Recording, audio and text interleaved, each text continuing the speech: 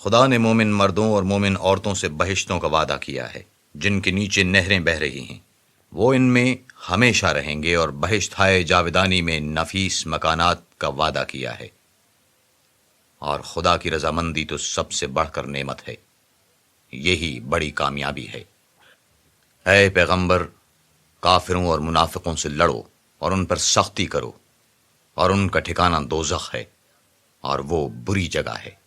یہ خدا کی قسمیں کھاتے ہیں کہ انہوں نے تو کچھ نہیں کہا، حالانکہ انہوں نے کفر کا کلمہ کہا ہے، اور یہ اسلام لانے کے بعد کافر ہو گئے ہیں، اور ایسی بات کا قصد کر چکے ہیں جس پر قدرت نہیں پا سکے۔ اور انہوں نے مسلمانوں میں عیب بھی کون سا دیکھا سوائے اس کے کہ خدا اپنے فضل سے اور اس کے پیغمبر نے اپنی مہربانی سے ان کو دولت مند کر دیا ہے۔ تو اگر یہ لوگ توبہ کر لیں تو ان کے حق میں بہتر ہوگا، اور اگر منہ پھیر لیں تو خدا ان کو دنیا اور آخرت میں دکھ دینے والا عذاب دے گا، اور زمین میں ان کا کوئی دوست اور مددگار نہ ہوگا۔ اور ان میں بعض ایسے ہیں جنہوں نے خدا سے عہد کیا تھا کہ اگر وہ ہم کو اپنی مہربانی سے مال عطا فرمائے گا تو ہم ضرور خیرات کیا کریں گے اور نیکوکاروں میں ہو جائیں گے۔ لیکن جب خدا نے ان کو اپنے فضل سے مال دیا تو اس میں بخل کرنے لگے اور اپنے عہد سے روگردانی کر کے پھر بیٹھے۔ تو خدا نے اس کا انجام یہ کیا کہ اس روز تک کے لیے جس میں وہ خدا کے روبرو حاضر ہوں گے ان کے دلوں میں نفاق ڈال دیا، اس لیے کہ انہوں نے خدا سے جو وعدہ کیا تھا اس کے خلاف کیا، اور اس لیے کہ وہ جھوٹ بولتے تھے۔ کیا ان کو معلوم نہیں کہ خدا ان کے بھیدوں اور مشوروں تک سے واقف ہے، اور یہ کہ وہ غیب کی باتیں جاننے والا ہے؟ جو ذی استطاعت مسلمان دل کھول کر خیرات کرتے ہیں، اور جو بیچارے غریب صرف اتنا ہی کما سکتے ہیں جتنی مزدوری کرتے ہیں، اور تھوڑی سی کمائی میں سے بھی خرچ کرتے ہیں، ان پر جو منافق تان کرتے اور ہنستے ہیں، خدا ان پر ہنستا ہے، اور ان کے لیے تکلیف دینے والا عذاب تیار ہے۔ تم ان کے لیے بخشش مانگو یا نہ مانگو، بات ایک ہے۔ اگر ان کے لیے 70 دفعہ بھی بخشش مانگو گے تو بھی خدا ان کو نہیں بخشے گا، یہ اس لیے کہ انہوں نے خدا اور اس کے رسول سے کفر کیا، اور خدا نافرمان لوگوں کو ہدایت نہیں دیتا۔ جو لوگ غزوہ تبوک میں پیچھے رہ گئے وہ پیغمبر خدا کی مرضی کے خلاف بیٹھے رہنے سے خوش ہوئے، اور اس بات کو ناپسند کیا کہ خدا کی راہ میں اپنے مال اور جان سے جہاد کریں، اور اوروں سے بھی کہنے لگے کہ گرمی میں مت نکلنا، ان سے کہہ دو کہ دوزخ کی آگ اس سے کہیں زیادہ گرم ہے۔ کاش یہ اس بات کو سمجھتے، یہ دنیا میں تھوڑا سا ہنس لیں، اور آخرت میں ان کو ان اعمال کے بدلے جو کرتے رہے ہیں بہت سا رونا ہوگا۔ پھر اگر خدا تم کو ان میں سے کسی گروہ کی طرف لے جائے اور وہ تم سے نکلنے کی اجازت طلب کریں تو کہہ دینا کہ تم میرے ساتھ ہرگز نہیں نکلو گے، اور نہ میرے ساتھ مددگار ہو کر دشمن سے لڑائی کرو گے۔ تم پہلی دفعہ بیٹھے رہنے سے خوش ہوئے تو اب بھی پیچھے رہنے والوں کے ساتھ بیٹھے رہو۔ اور اے پیغمبر، ان میں سے کوئی مر جائے تو کبھی اس کے جنازے پر نماز نہ پڑھنا اور نہ اس کی قبر پر جا کر کھڑے ہونا، یہ خدا اور اس کے رسول کے ساتھ کفر کرتے رہے، اور مرے بھی تو نافرمان ہی مرے۔ اور ان کے مال اور اولاد سے تعجب نہ کرنا، ان چیزوں سے خدا یہ چاہتا ہے کہ ان کو دنیا میں عذاب کرے، اور جب ان کی جان نکلے تو اس وقت بھی یہ کافر ہی ہوں۔ اور جب کوئی صورت نازل ہوتی ہے کہ خدا پر ایمان لاؤ اور اس کے رسول کے ساتھ ہو کر لڑائی کرو، تو جو ان میں دولت مند ہیں وہ تم سے اجازت طلب کرتے ہیں اور کہتے ہیں کہ ہمیں تو رہنے ہی دیجئے کہ جو لوگ گھروں میں رہیں گے ہم بھی ان کے ساتھ رہیں۔ یہ اس بات سے خوش ہیں کہ عورتوں کے ساتھ جو پیچھے رہ جاتی ہیں گھروں میں بیٹھ رہیں، ان کے دلوں پر مہر لگا دی گئی ہے تو یہ سمجھتے ہی نہیں۔ لیکن پیغمبر اور جو لوگ ان کے ساتھ ایمان لائے سب اپنے مال اور جان سے لڑے، انہی لوگوں کے لیے بھلائیاں ہیں، اور یہی مراد پانے والے ہیں۔ خدا نے ان کے لیے باغات تیار کر رکھے ہیں جن کے نیچے نہریں بہہ رہی ہیں، ہمیشہ ان میں رہیں گے، یہ بڑی کامیابی ہے۔ اور صحرا نشینوں میں سے بھی کچھ لوگ عذر کرتے ہوئے تمہارے پاس آئے کہ ان کو بھی اجازت دی جائے، اور جنہوں نے خدا اور اس کے رسول سے جھوٹ بولا وہ گھر میں بیٹھ رہے۔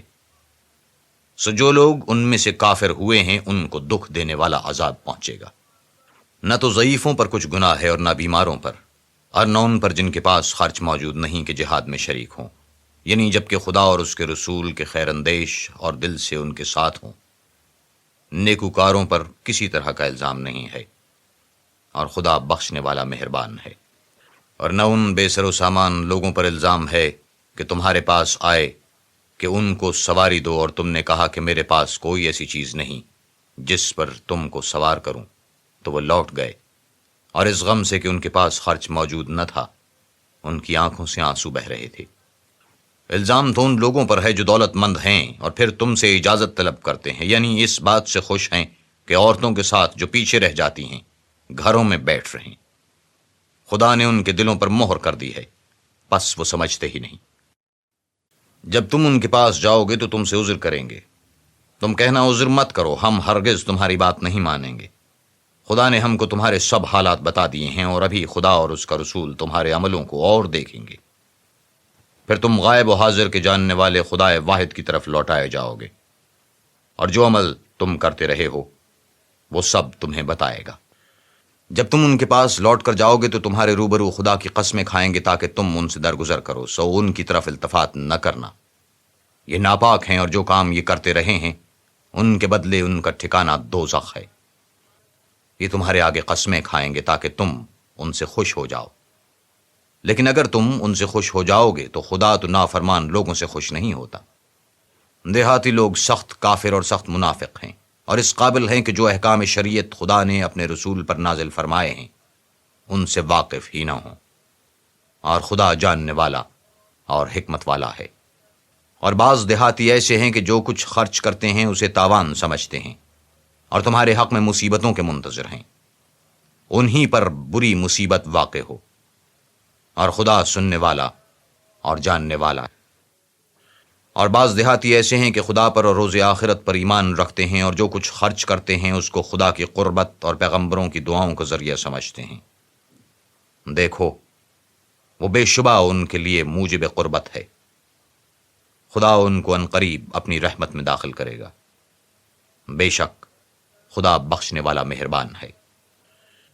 جن لوگوں نے سبقت کی، یعنی سب سے پہلے ایمان لائے، مہاجرین میں سے بھی اور انصار میں سے بھی، اور جنہوں نے نیکوکاری کے ساتھ ان کی پیروی کی، خدا ان سے خوش ہے، اور وہ خدا سے خوش ہیں۔ اور اس نے ان کے لیے باغات تیار کیے ہیں جن کے نیچے نہریں بہہ رہی ہیں، اور ہمیشہ ان میں رہیں گے۔ یہ بڑی کامیابی ہے۔ اور تمہارے گرد و نواح کے بعض دیہاتی منافق ہیں، اور بعض مدینے والے بھی نفاق پر اڑے ہوئے ہیں۔ تم انہیں نہیں جانتے، ہم جانتے ہیں۔ ہم ان کو دوہرا عذاب دیں گے، پھر وہ بڑے عذاب کی طرف لوٹائے جائیں گے۔ اور کچھ لوگ ہیں کہ اپنے گناہوں کا صاف اقرار کرتے ہیں، انہوں نے اچھے اور برے عملوں کو ملا جلا دیا تھا، قریب ہے کہ خدا ان پر مہربانی سے توجہ فرمائے۔ بے شک خدا بخشنے والا مہربان ہے۔ ان کے مال میں سے زکوٰۃ قبول کر لو کہ اس سے تم ان کو ظاہر میں بھی پاک اور باطن میں بھی پاکیزہ کرتے ہو، اور ان کے حق میں دعائے خیر کرو کہ تمہاری دعا ان کے لیے موجب تسکین ہے، اور خدا سننے والا جاننے والا ہے۔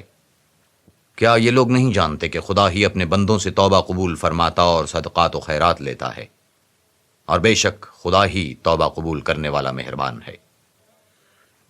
اور ان سے کہہ دو کہ عمل کیے جاؤ، خدا اور اس کا رسول اور مومن سب تمہارے عملوں کو دیکھ لیں گے، اور تم غائب و حاضر کے جاننے والے خدا واحد کی طرف لوٹائے جاؤ گے۔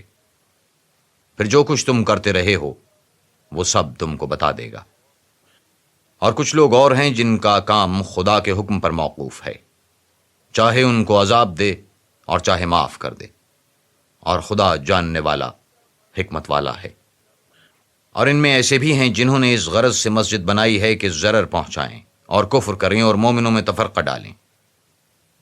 اور جو لوگ خدا اور اس کے رسول سے پہلے جنگ کر چکے ہیں ان کے لیے گھات کی جگہ بنائیں، اور قسمیں کھائیں گے کہ ہمارا مقصود تو صرف بھلائی تھی، مگر خدا گواہی دیتا ہے کہ یہ جھوٹے ہیں۔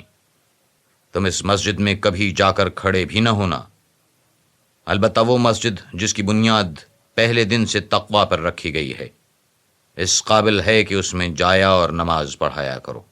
اس میں ایسے لوگ ہیں جو پاک رہنے کو پسند کرتے ہیں، اور خدا پاک رہنے والوں ہی کو پسند کرتا ہے۔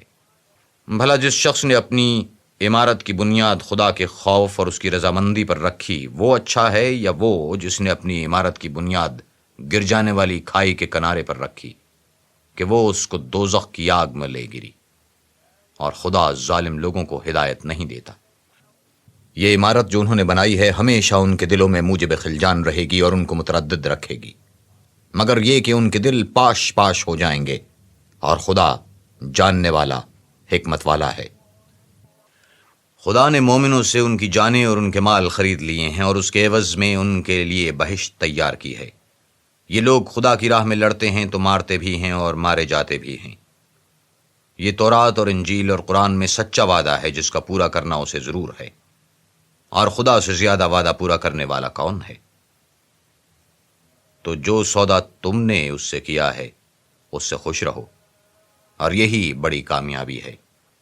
توبہ کرنے والے، عبادت کرنے والے، حمد کرنے والے، روزہ رکھنے والے، رکوع کرنے والے، سجدہ کرنے والے، نیک کاموں کا امر کرنے والے، بری باتوں سے منع کرنے والے، خدا کی حدوں کی حفاظت کرنے والے، یہی مومن لوگ ہیں۔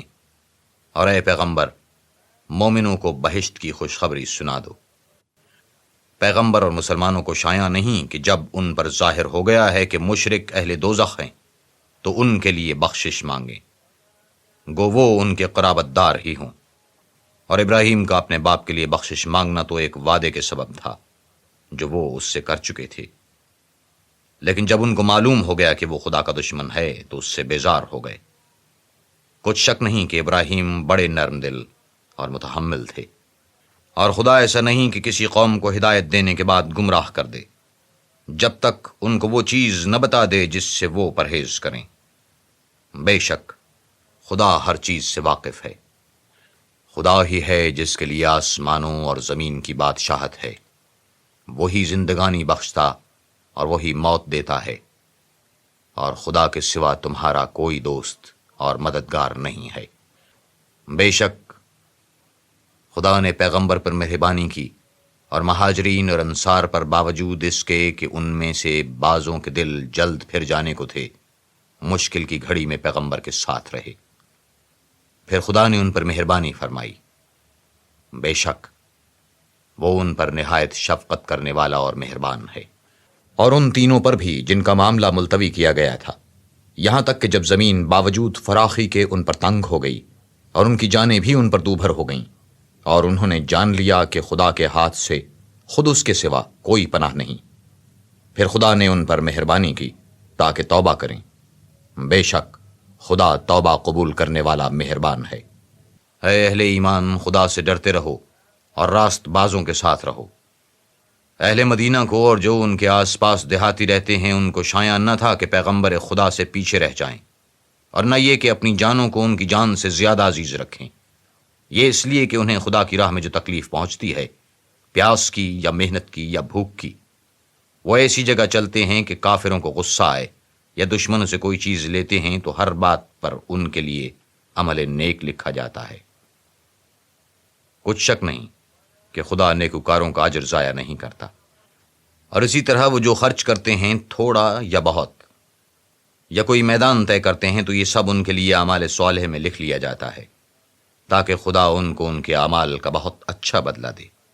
اور یہ تو ہو نہیں سکتا کہ مومن سب کے سب نکل آئیں، تو یوں کیوں نہ کیا کہ ہر ایک جماعت میں سے چند اشخاص نکل جاتے تاکہ دین کا علم سیکھتے اور اس میں سمجھ پیدا کرتے، اور جب اپنی قوم کی طرف واپس آتے تو ان کو ڈر سناتے تاکہ وہ حذر کرتے۔